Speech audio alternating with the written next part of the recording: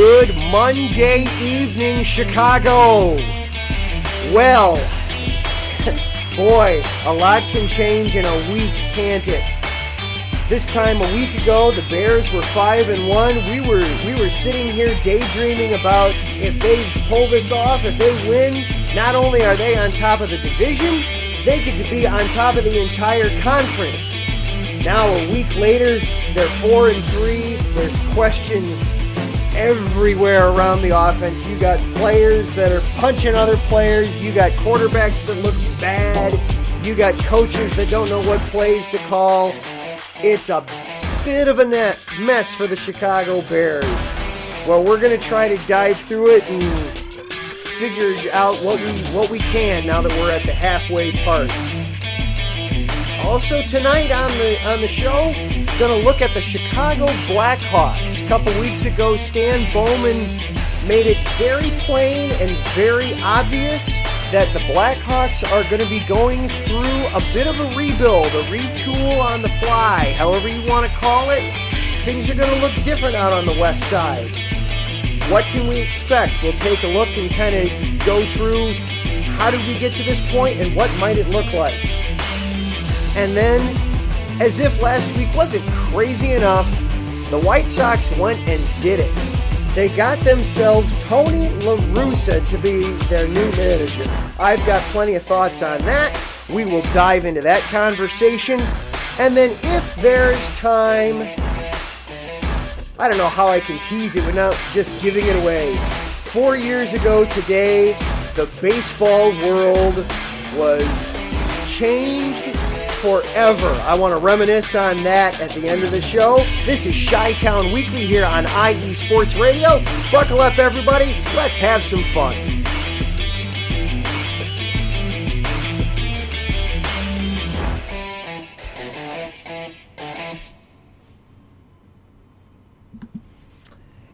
And welcome in and good evening. I am your host, Adam Karnick. Thank you so much for spending part of your Monday night here. If you're listening live here on Chi-Town Weekly, here on IE Sports Radio, your direct feed for all that is sports. If you are listening live, hello and thank you for taking time out. If you're listening later on in the week, fantastic. We love that too. I've got a great show lined up for you. Going to talk a lot of Bears. Going to talk a lot of hockey, some baseball, a lot of spraying to all fields tonight. Let's get some of the housekeeping out of the way. First of all, IE Sports, we now are sponsored. We've got ourselves a sponsor, another app company with apps like Me, the BS Meter, and Facefly. Another app company starts by building apps they love and sharing them with the world. Find them online at anotherappcompany.com and in the Google Play Store, and coming soon to the Apple App Store. Ways you can follow along with the show on Twitter at Chi-Town Weekly, IESR, and weekly is abbreviated WKLY. You can follow me personally on Twitter at Adam_Karnick. You can also follow along with the network on Twitter at IE Sports. They're also on Facebook and YouTube. You can listen to all the shows there after the fact. Got a couple guests lined up for us tonight, and first up to talk some Bears, returning with us, is Sean Hammond of Shaw Media. You can follow Sean at Sean_Hammond. Sean, thank you so much for once again hopping on and talking the Bears with us. Yeah, Adam, thanks for having me. I'm happy to do it. So, 5-3 now. What? It went to overtime yesterday, but it never really felt like the Bears really were in contention to win that game yesterday. What went down at Soldier Field yesterday? How did this happen? No, you're right, Adam. They really had to claw their way into overtime in that one. Two fourth down conversions on that last drive of the fourth quarter, and then you needed a big 15-yard play just to get in the field goal range. And I mean, that's kind of how it's been all year, I guess. You look at that game and you got, I see sort of that juxtaposition of like the good Bears and the bad Bears, because you got the 4-play 80-yard drive, but then you got a whole lot a whole lot of mess in, after that and all over the field on the offensive side. And it's just, I don't know. It's getting to be a theme here a little bit with these Bears in 2020, and they just can't seem to put together a good offensive game. And I should say, statistic-wise, that was actually one of their better games on offense. But you're right; it just didn't feel like they were going to win that game yesterday.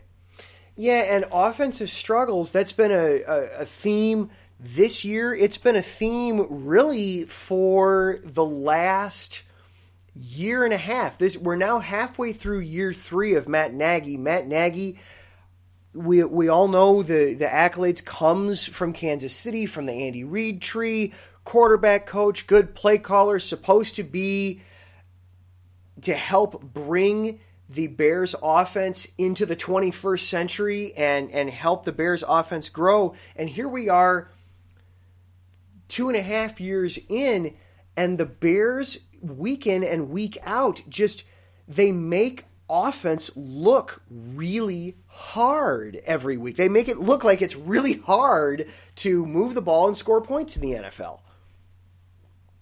Yeah, they certainly do, and it's a combination of things. I really don't think, the quarterbacking obviously hasn't been very good this year, and you can't downplay the O-line injuries too, and that's from a starting point of, this O-line wasn't elite to begin with, and now you throw in some injuries, and you're starting an undrafted guy at center who's never played, an NFL game before last Monday night, and it's just kind of it's not working, whatever they're doing right now, and I don't know what the answer is. They did get the running game going a little bit with David Montgomery last night, but I think he had 89 yards, but a big chunk of that was on one run for 38 yards. But that was a positive to see. But then at the same time, they're shooting themselves in the foot sometimes with these penalties, and there just seems to be no flow for this offense.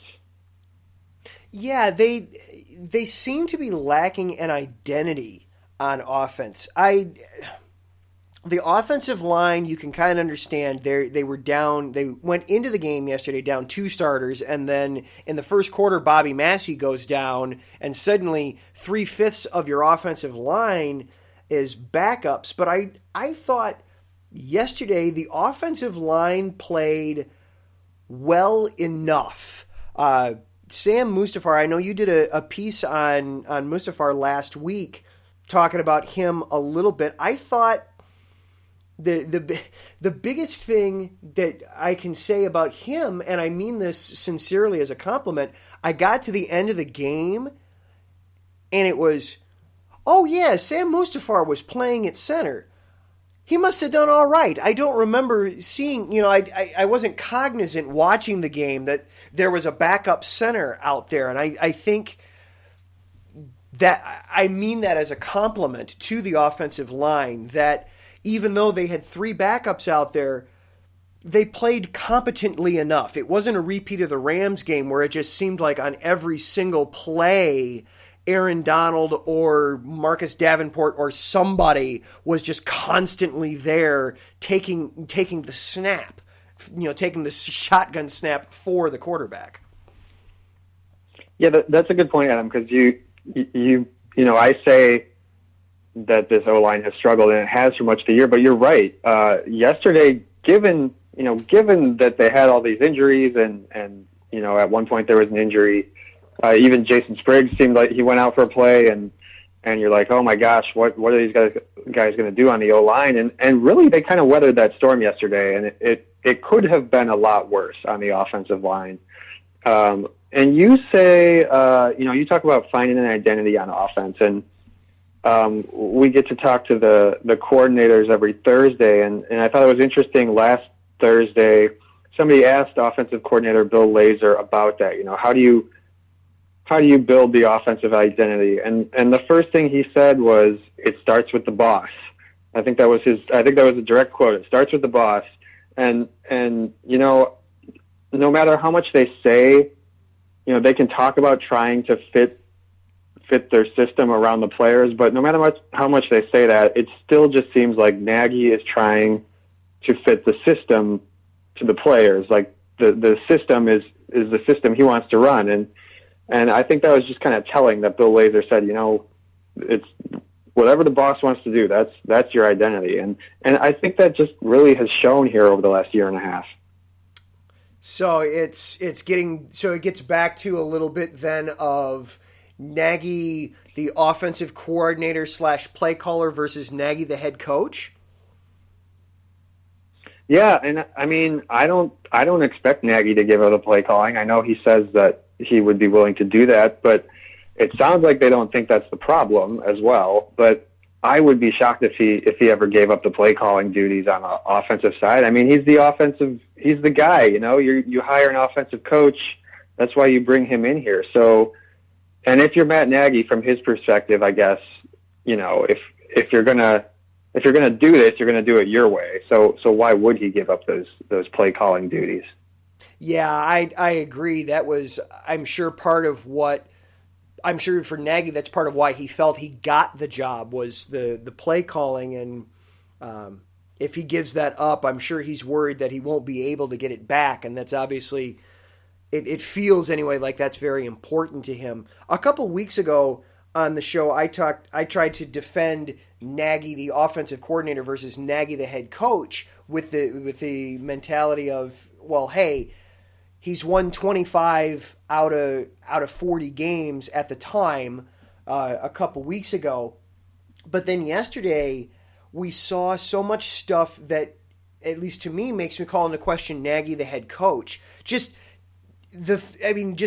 run tape of that entire third quarter for the Bears offense. You have guys not knowing where to line up. You have a quarterback taking a delay of game penalty, which I heard a quote from Nagy earlier today where he talked about how he wants his quarterback to take a delay of game penalty rather than burn a timeout in the second half, because those timeouts are so precious.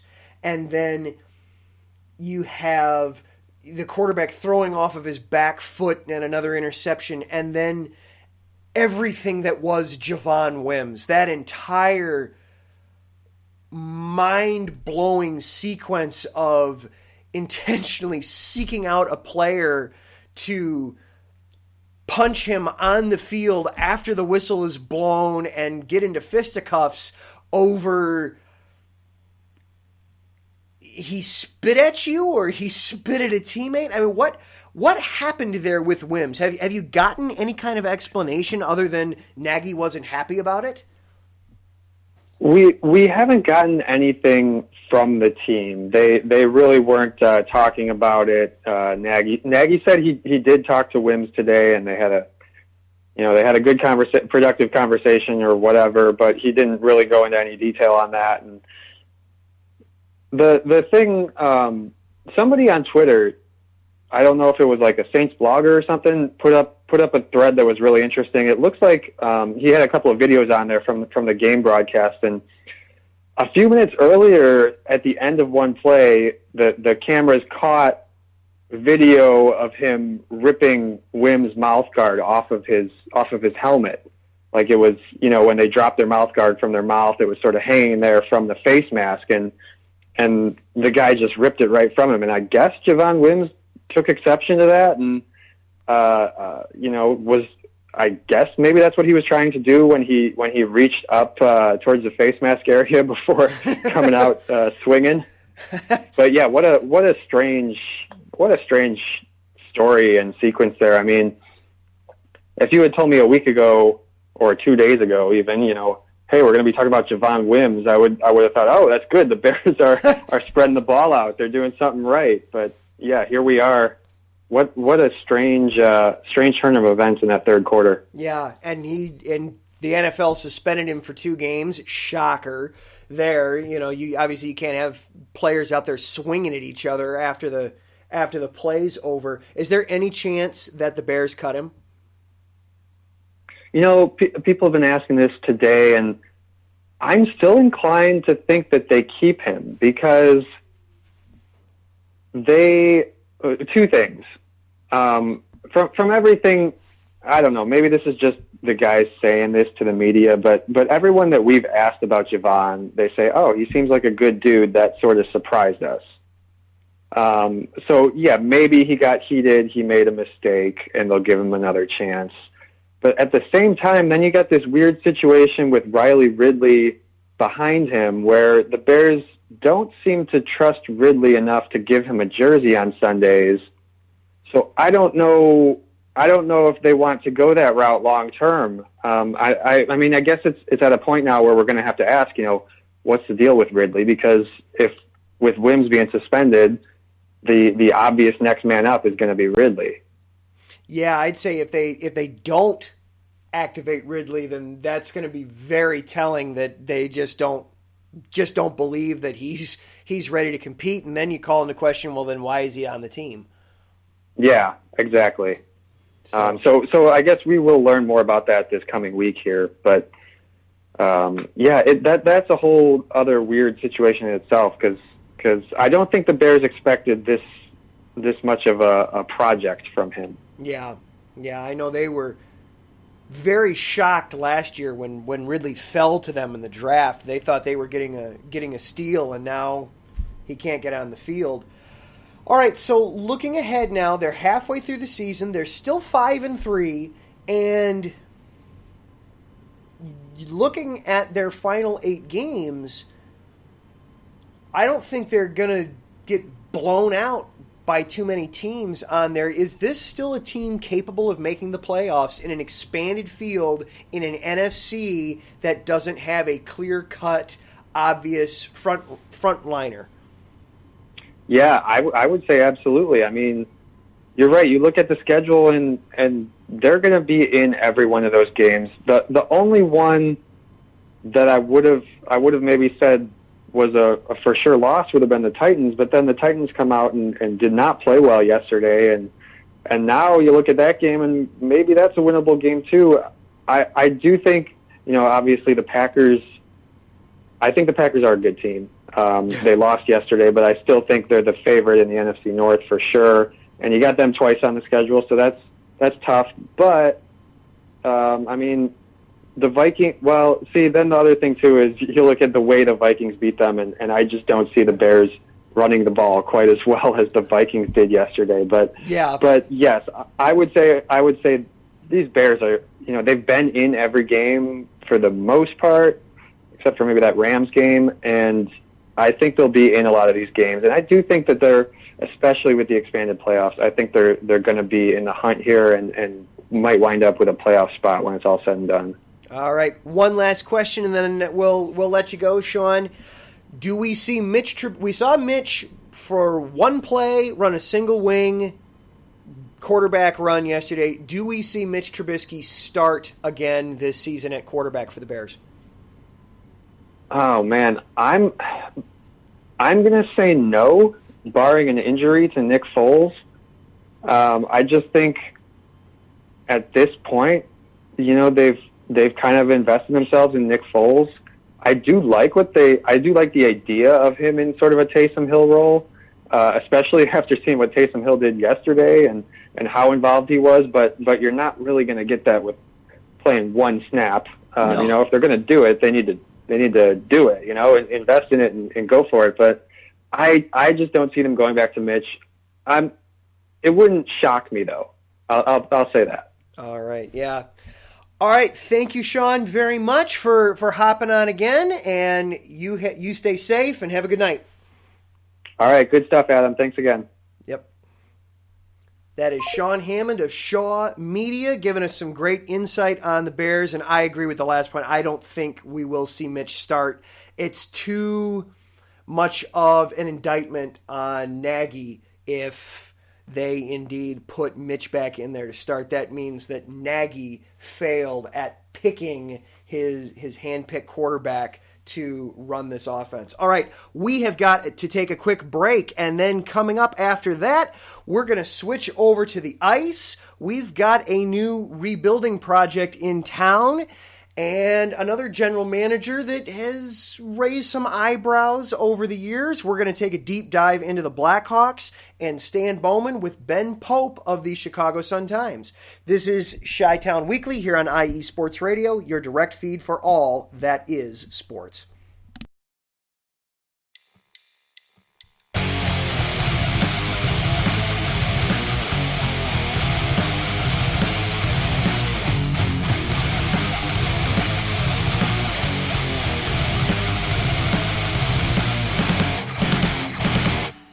Do you love college football? And do you want to hear a college football show dedicated to all that is college football, including junior college and the CCAA and the NJCAA, the NAIA, and the NCAA, including Division III, Division II, Division I AA in the FCS, and Division I Single A in the FBS? Well then look no further.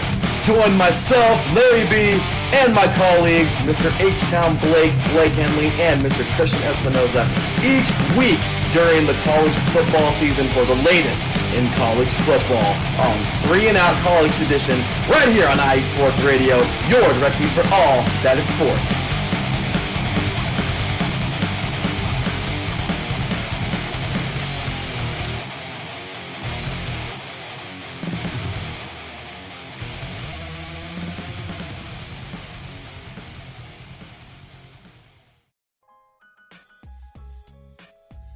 Hey, what's up, sports fans? You're looking for a different type of sports talk show, something you haven't heard before? You got to check out the BS3 Sports Show every other Saturday on 2 Live Stews Radio, 1 p.m. Central Time, 2 p.m. Eastern. Sports talk at its finest. Always have great guests, playing some good hip-hop. You don't want to miss it. Make sure to tune in to the BS3 Sports Show every other Saturday at 1 p.m. Central Time, 2 p.m. Eastern.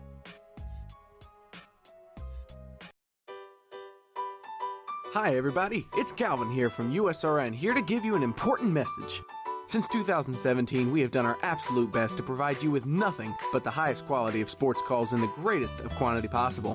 Thanks to you, our station has grown more than we ever thought. That's why, with your help, we would like to grow even further. Just think, twice the amount of your favorite calls, 24 hours of coverage, talk shows, play-by-play, game-by-game analysis, and so much more. That's right, USRN2 is officially in development, but we can't do it alone. We have set up a GoFundMe page that you can access from our homepage on the left of your screen. We also are planning special giveaways and prizes to our highest owners. Our goal here at USRN is to bring you the best calls possible at no cost to you. In order to continue to do that, we need your help now. Please check out our GoFundMe page, and if you would like to know how you can help, you can email usrnradio@gmail.com. Without your support, we couldn't do what we do.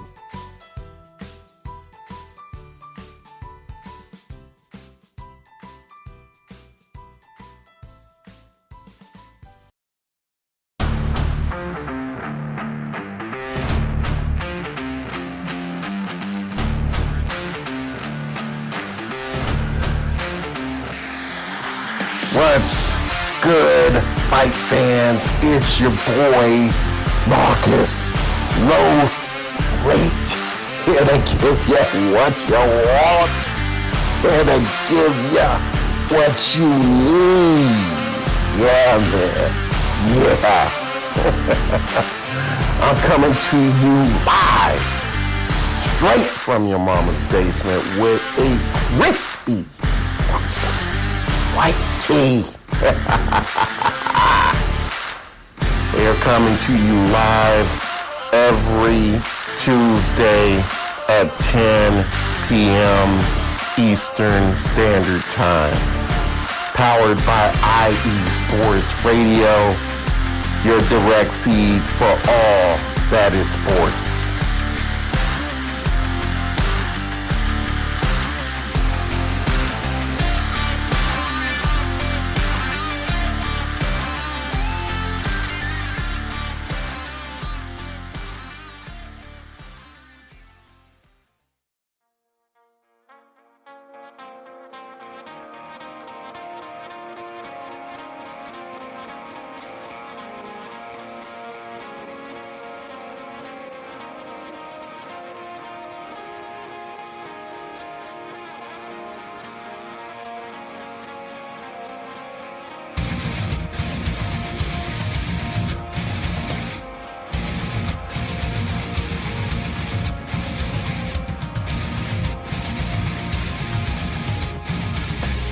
Hey sports fans, do you like wine?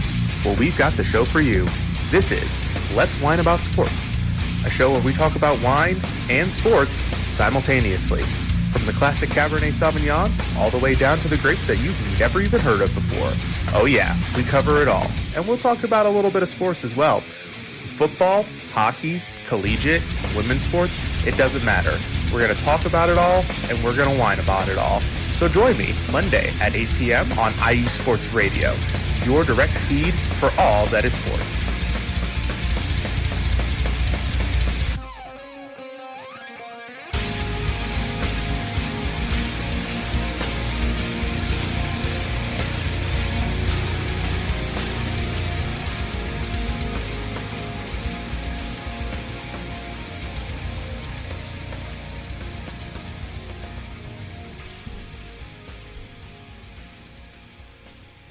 And welcome back into Chi-Town Weekly here on IE Sports Radio, your direct feed for all that is sports.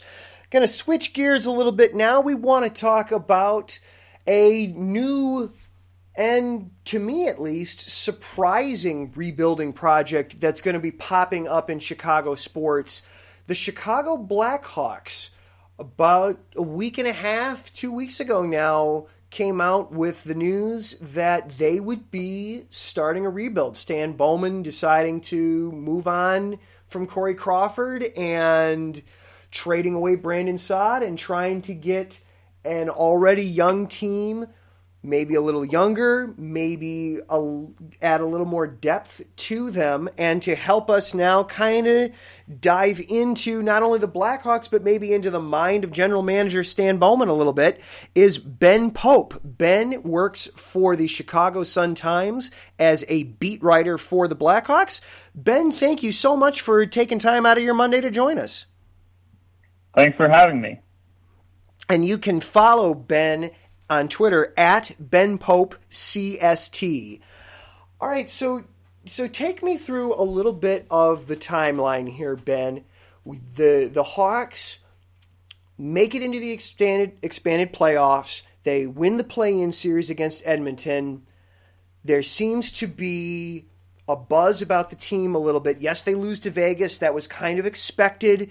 And you get into the offseason, but you're thinking that, hey, all right, there might be something to build here. This was the youngest team in the playoff field, but they still have the veteran leadership where it counts. And then Stan Bowman informs everybody that, no, we're not going to re-sign Crawford. We're going to do this rebuild. From Bowman, in Bowman's mind, why now? Well, there's a few factors. For one thing, with the pandemic, I'm sure the team's revenue has declined and their operating budget is down, so there's a little bit of incentive to operate with a slightly lower payroll this year, especially if there aren't fans in the building. Maybe this could be a good year to take a step back and try to rebuild. You can't really use the word tank, but maybe try to get another high draft pick. And secondly, the team has been in such difficult salary cap situation for years. He wanted to give them some flexibility now and for future off seasons by not signing another few multi-year contracts to veterans.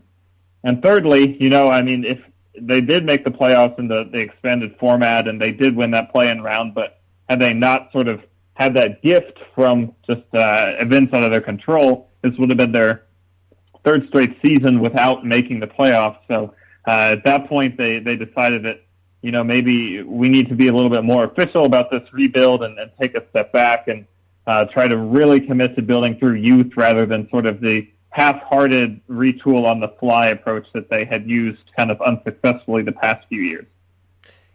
And then the other thing that was surprising, was, at least to me, was how open and forthright Bowman was about it. He has the conversation with Taves and Kane and Keith and Seabrook, the player leadership. He then sends out the letter to the season ticket holders and then begins the media train of anybody that wants to talk to me about hockey. I'm here for you to talk about the move and why he's doing it. why the suddenness of being so open with his communication too. Well, that's really what the biggest part of this is in them announcing the rebuild. It's not that they're going to drastically change their roster building approach. There's a little bit of that. They will be committing more through youth, but it's even more about just starting a new culture of open communication. The Blackhawks have been known throughout the past 10, 12 years of their sort of dynasty era as one of the most closed-off front offices in hockey. And especially because of John McDonough's tenure as president, he had a pretty strict media policies and didn't grant a whole lot of interviews to guys like Bowman. With his departure last spring, now Danny Wirtz comes in as interim president, and Danny is younger. He comes from more of a business background. He believes in more transparency, and so I think his influence is in no small part a reason for why they're now so openly communicating. But also, I think if there are some down times to come and some more losing seasons on the forefront, I guess it would probably benefit them to be upfront rather than just accumulate a huge wave of animosity from the fan base and not acknowledge that. Yeah, and there was, and of course I don't have the name written down, but there was a change in the power structure for the Blackhawks too during the pandemic. They released John McDonough. Did that have anything to do with starting the rebuild? I think it definitely did. McDonough was known as a guy who was heavily involved in all aspects of the franchise, and I'm sure he had a say. In fact, I know he had a say in some of the roster decisions and the Blackhawks' commitment to keeping some of their old core players around. So with his departure, Bowman now has more unlimited power to run this team and the hockey operations department the way he wants to and the way he believes, without someone looking over his shoulder and throwing an input. So that's definitely contributed to this. The Blackhawks also shuffled a number of other people in their front office, demoting a few and promoting a few and just getting some younger, fresher voices in. So pretty much all of this is aligned to create a bit of a different approach moving forward. And then let's look at some of the big moves that they made. Starting first in net, the decision to not re-sign Corey Crawford. It took Crawford by surprise. I think it took a lot of Blackhawks fans by surprise. Part of the explanation that I read and saw was he wants to see what they have in some of their other netminders, like a Colin Delia, who we've seen in chunks but haven't gotten to see a whole lot of the last year. Is there anything to see with these guys? Well, I think Delia in particular does have potential.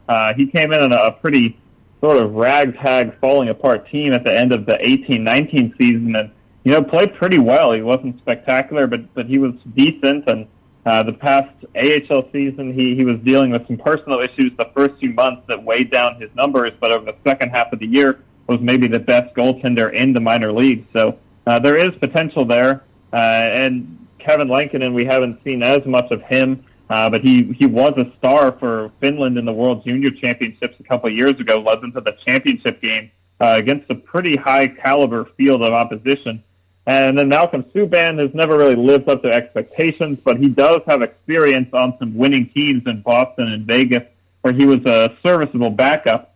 So there is potential. There is reason to believe that maybe one of these guys, or more than one, can take a step forward.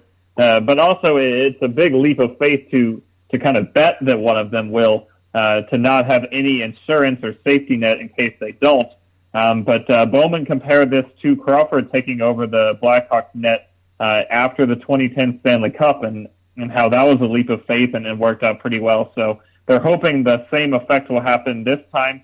Remains to be seen if that's a smart idea, but that's basically the logic behind it.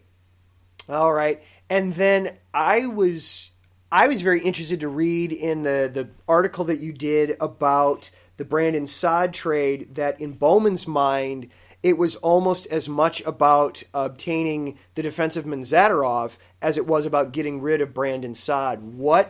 And I believe, if I remember correctly, they got two defensive men out of that deal, but one is primarily going to be in Rockford in the minor leagues, as much as there could be a minor league season this coming up season.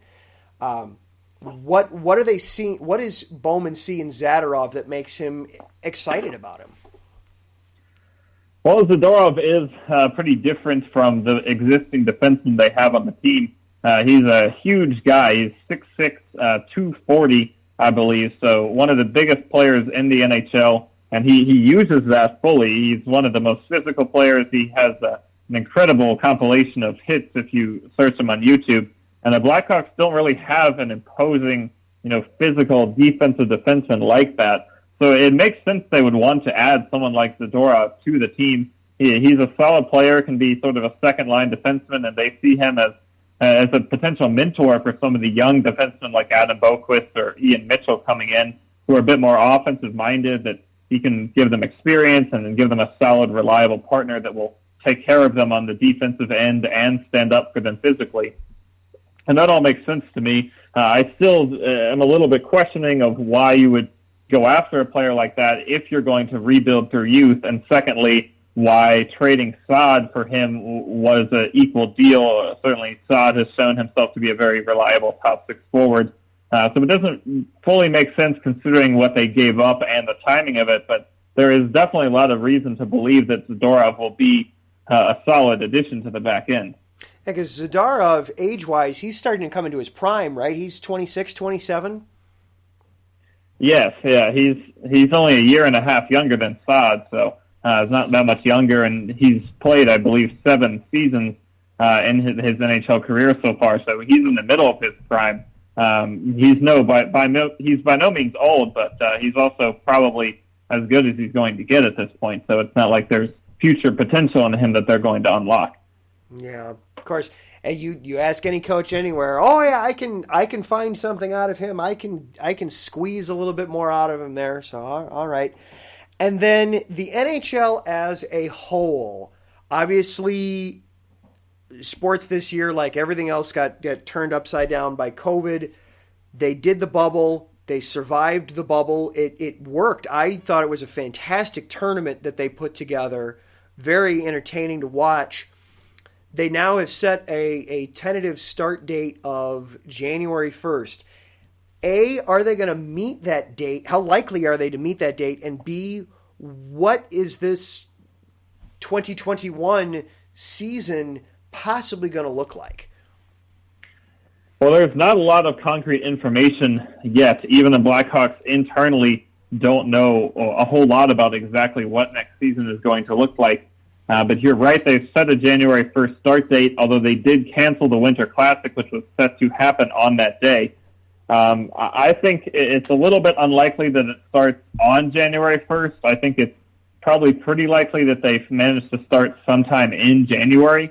But as far as how the season looks, it's hard to say. The NHL has been adamant that they want to play an 82-game season. But with their NHL TV rights being held by NBC and the Summer Olympics next summer scheduled to take place on NBC, they're in a bit of a time crunch, and it could be difficult to play a full season and playoff in that window between January and July when the Olympics start. There's also the issue of the Canadian border. As we know, through baseball and soccer, Canada has not allowed teams to travel back and forth from Canada to the U.S., and with the NHL having 7 Canadian teams, far more than any other sport, that will be a particular big issue.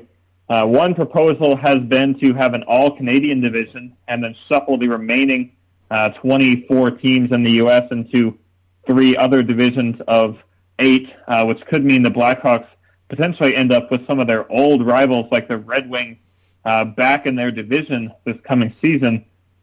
And there's also been talk of maybe having the first month or 2 of the year in sort of hub cities around the country, not necessarily strict bubbles like we saw in Edmonton, because the Players Association is not likely to agree to that, but hubs where players are allowed to come and go and are allowed to go out to eat on their own, but are playing games in a central location to save travel costs and potentially play those games in a city that would allow some fans in the building so the NHL can recoup some revenue in that way. So there's a lot of speculation out there, a lot of different possibilities, but for right now, that's all it is, and we don't have any concrete information about exactly how it's going to look.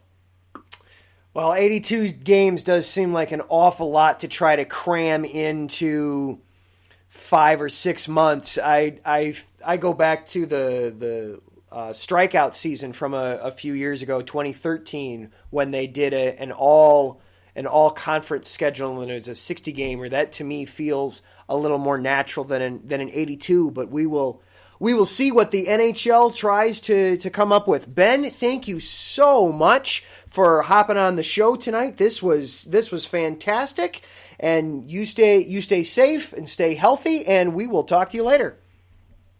Yes, thanks so much.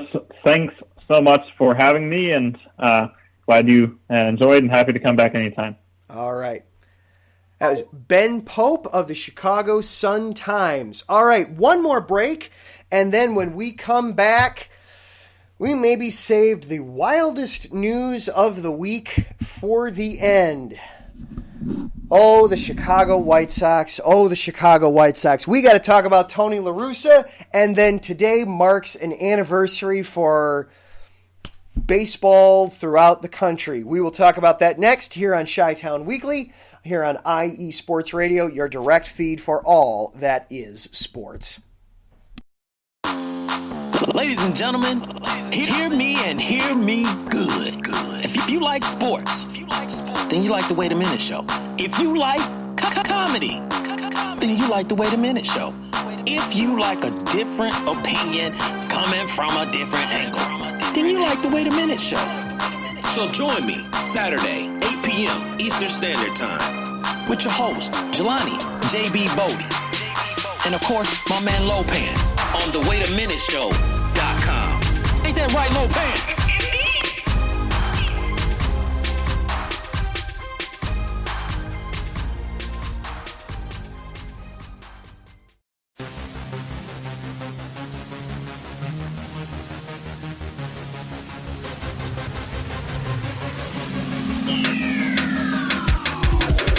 What's up, everybody? This is Taryn Rodriguez. Are you a fan of volleyball? Are you a fan of Thunderous Spikes? Then I have the show for you, Set Point, where I cover NCAA men's and women's volleyball, high school boys and girls volleyball, beach volleyball, and even professional volleyball. Catch the action every week here on IE Sports Radio, your direct feed for all that is sports.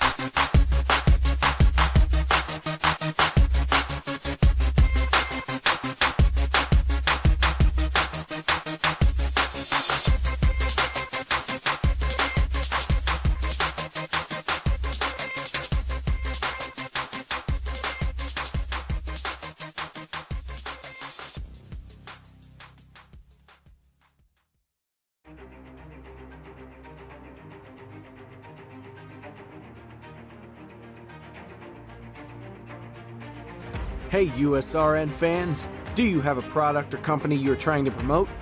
Look no further.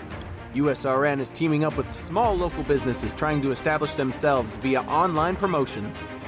Let us know if you're interested. Email us at usrnradio@gmail.com to learn more.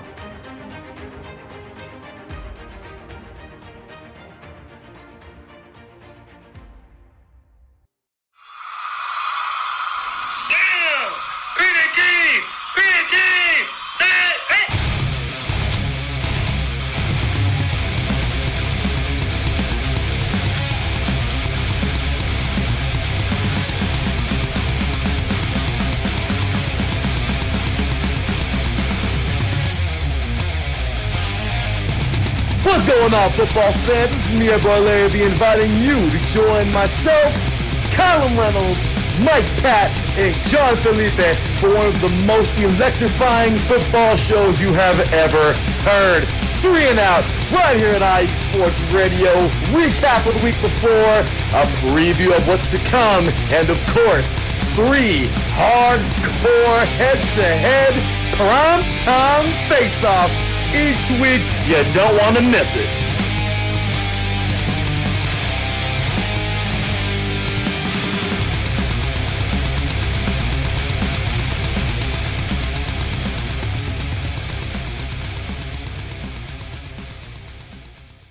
Lopan, They didn't even want you.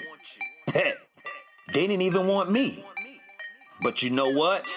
Right about now, they have no choice. Looking for the real sports talk? Talk that's for us, the people? Look no further. The Wait a Minute Show, a prime time sports comedy cocktail that tucks you in at night. Join me and Lopan Wednesdays at 9 p.m. Eastern Standard Time on the 2livestewsradio.com and Saturday 8 p.m. Eastern Standard Time on the waitaminuteshow.com. Sounds like a plan to me. Ain't that right, Lopan? Indeed.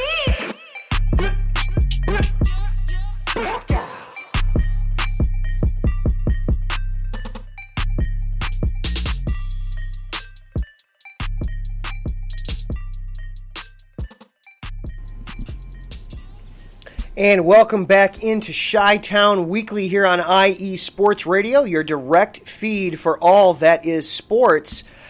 Before we get into the baseball talk, there's a little bit of NFL news that just came across while they were playing those ads.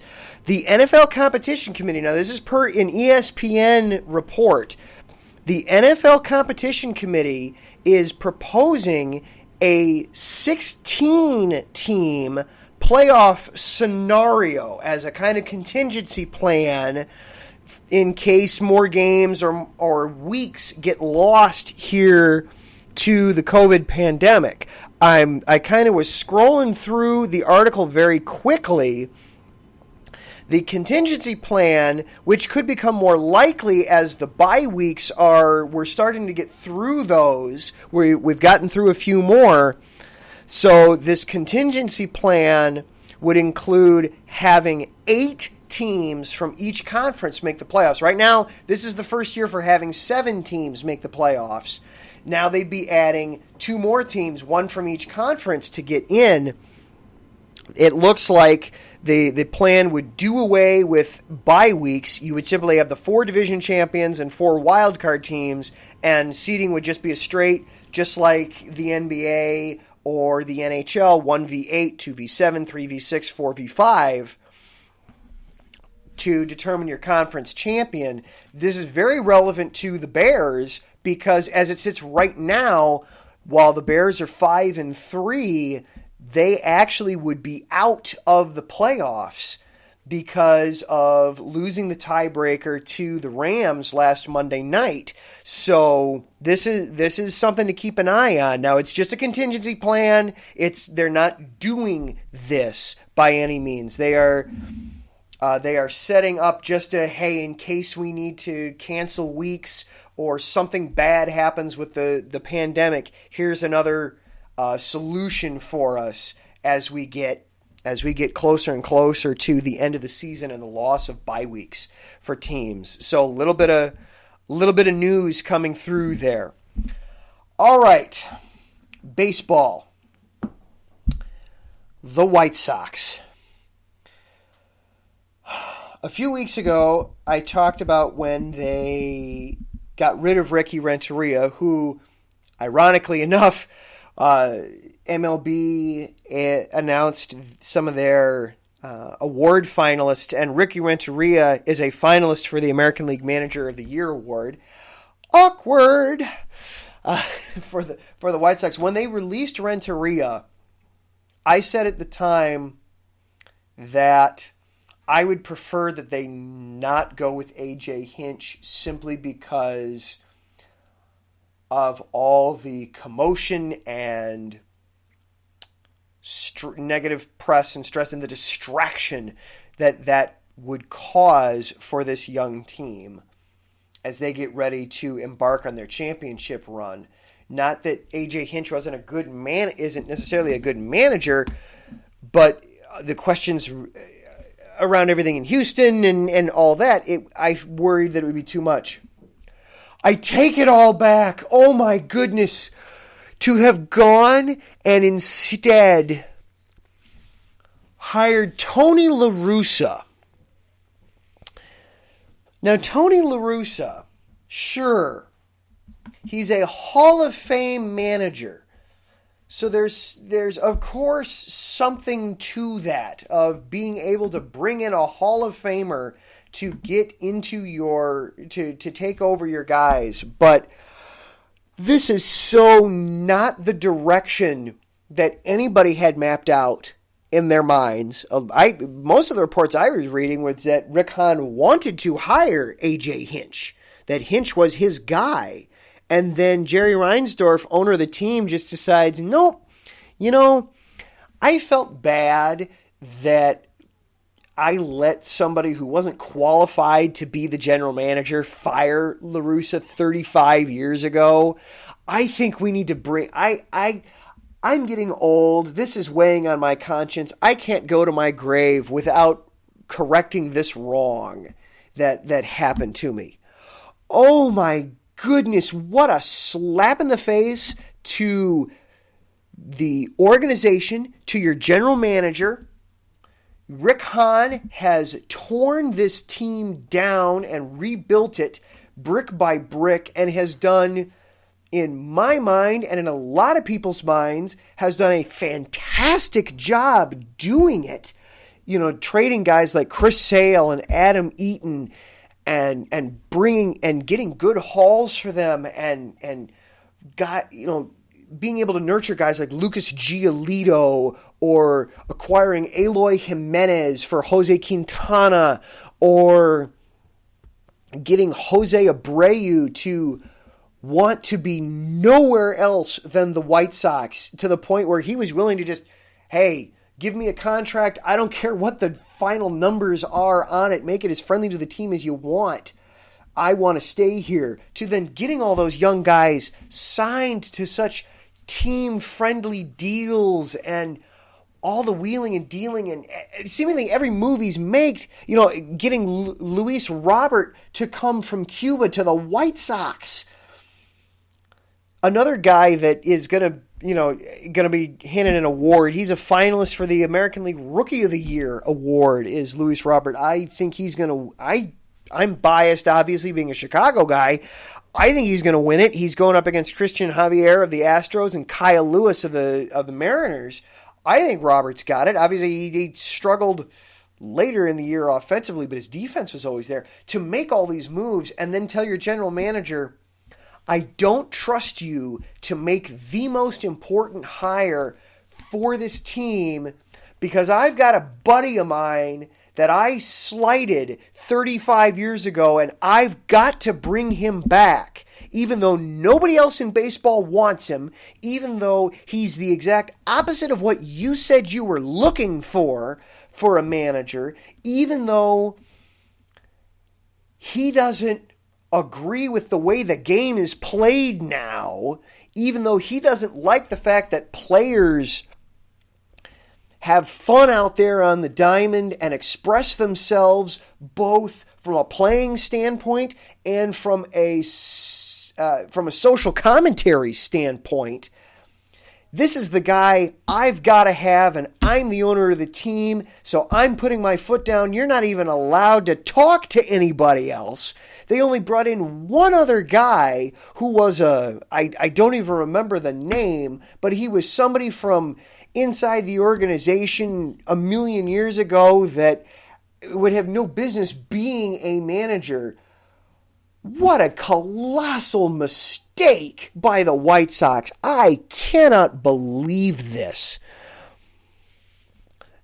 You could hear it in Rick Hahn's voice when he introduced Tony La Russa. I heard it. I didn't watch the video. I have heard the audio. You can just hear you can just hear Hahn.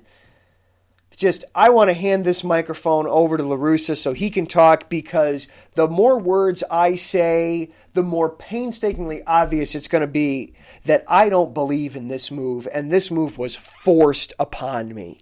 And then you hear La Russa say things like, yeah, I was surprised as anybody when they reached out to me to see if I want to manage the team. What are you thinking?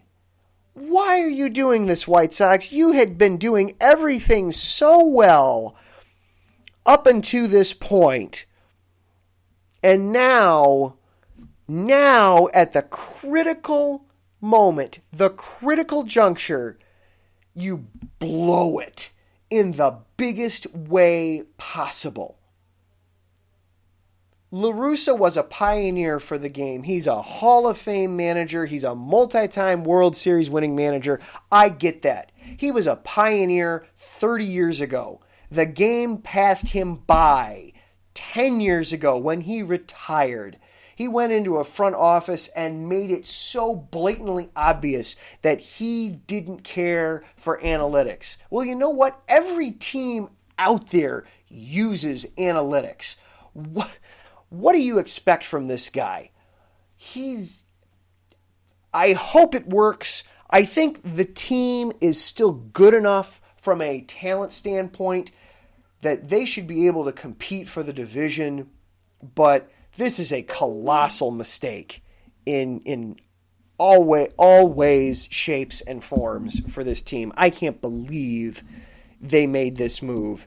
And that doesn't even get into the social side of things, the bat flips and the disrespecting the flag and all those kinds of polarizing topics. Suffice to say, Tony La Russa talks out of both sides of his mouth, so which is ironic given the amount of importance that he gives to sincerity. He used it multiple times when talking about it in his introductory press conference. He didn't seem very sincere when he was talking about it. So we'll see what comes up from all that. It's going to certainly be interesting on the South Side this coming season. Certainly not the move nor I'm sure a lot of people had them pegged for making. Well, that wasn't the only baseball thing. 4 years ago tonight was probably the greatest baseball game ever played, and I'd be remiss in not bringing it up and sharing a quick short story about the Cubs winning the World Series and ending the curse. I basically went into that game thinking it was fait accompli, that there was no way the Cubs could possibly lose that game. So I just enjoyed the ride and the drama and the entertainment of the game. And then they got to that rain delay, and suddenly it dawned on me just how precariously close they were to losing it. I actually got more nervous during the rain delay than everybody else did. So that was kind of funny. Congratulations to Cubs and Cubs fans on the 4-year anniversary of breaking the curse. Well, that's our show for tonight. Thank you guys so much for listening and tuning in. Thank you to Sean for coming on and talking about the Bears. Thank you to Ben for coming on and talking about the Blackhawks. Great insight from both of those guys. Thank you to Another App Company for sponsoring not only the show, but the station as a whole. Coming up on the station tonight, we got a few things coming up immediately after me. We've got Mike Pat doing Let's Whine About Sports. He's going to be talking about some baseball things. He's going to be talking about the World Series and some Pinot Grigio. I am excited to learn about that. We've also got live calls going on Monday Night Football. Seth Eves is going to be over on USRN calling the Monday night game tonight, Bucks and Giants. Tune into that. And then later on at 8:30 Central Time, 9:30 in the East, 6:30 in the Pacific, Phil Jones and Phil Robinson doing the Unfiltered Truth, talking about all things Raiders and probably their upcoming matchup with the Chargers. Plenty to listen to, plenty to check out. Thank you, lastly, for listening. I really appreciate it. Everybody stay safe, stay healthy. Don't forget to vote tomorrow if you already haven't. Red, blue, purple, I don't care what color it is. Get it done. Have a good night, everybody. We'll talk next week.